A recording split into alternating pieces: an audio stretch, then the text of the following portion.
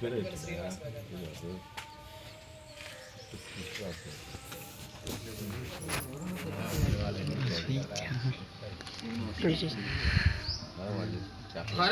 माता की, भारत माता की, भारत माता की।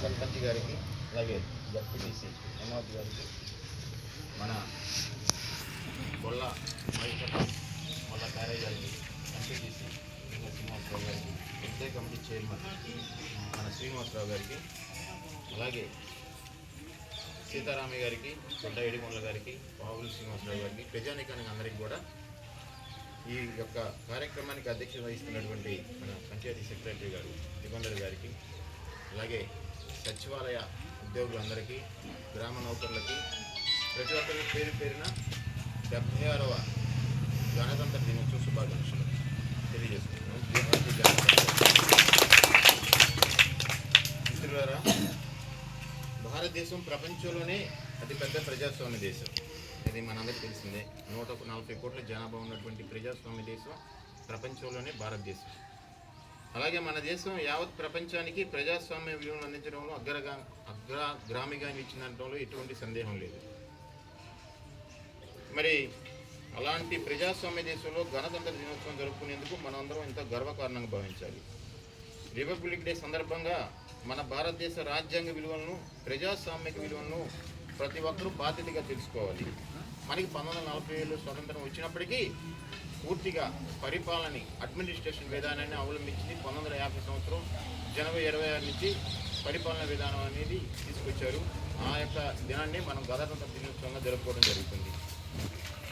మరి ఈరోజు మనం చూసుకుంటే మొన్ననే మన భారతీయ జనతా పార్టీ అలాగే కేంద్ర హోమ్ మినిస్టర్ గారు అమిత్ షా గారు అంబేద్కర్ గారి మీద ఏదో అనుచిత వ్యాఖ్యలు చేశారని చెప్పి ప్రతిపక్ష పార్టీలు దుమ్మెత్తిపోస్తున్నాయి.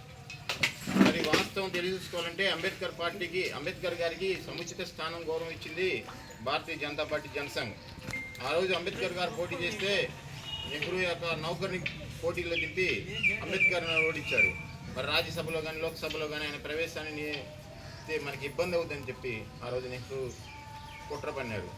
మరి జనసంఘ్ మరి అంబేద్కర్ గారు తప్పకుండా ఉండాలి, అటువంటి మేధావి యొక్క సేవలు దేశ ప్రజలకు ఎంత అవసరం అని చెప్పి పశ్చిమ బెంగాల్ నుంచి ఆయన్ని ఎన్నుకోవడం జరిగింది.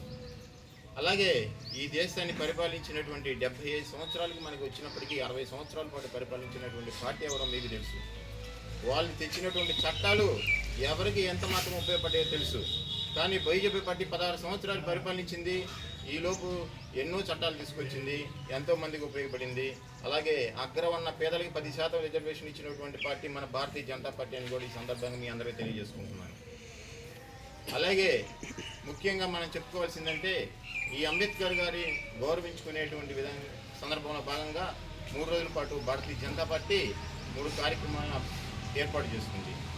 సంవిధాన్ గౌరవ్ అభియాన్ పేరిట మొదటి రోజు ప్రతి బూత్లో కూడా, దేశవ్యాప్తంగా ప్రతి బూత్లో కూడా అంబేద్కర్ గారి ఫోటో పెట్టి ఆయనకి కమిటీ సభ్యులతోటి, గ్రామ ప్రజలతోటి ఆ యొక్క విగ్రహానికి మనం ఆయన యొక్క పటానికి, చిత్రపటానికి పూలమాల వేసి నివాళులర్పించేది 20వ తారీఖు. నిన్న మేము గ్రామాల ప్రతి బూత్లో కూడా చేయడం జరిగింది.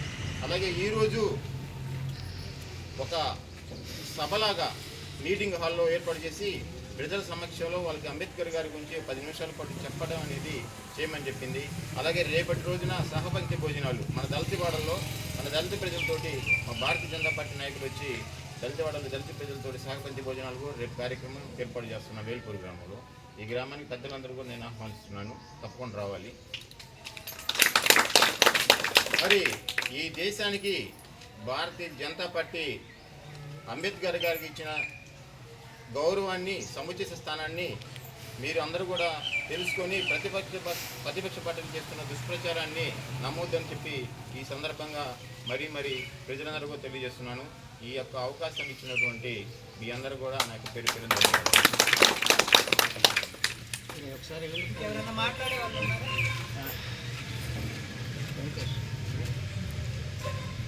ఈ కార్యక్రమాన్ని జనగణమన పూర్తి చేద్దాం.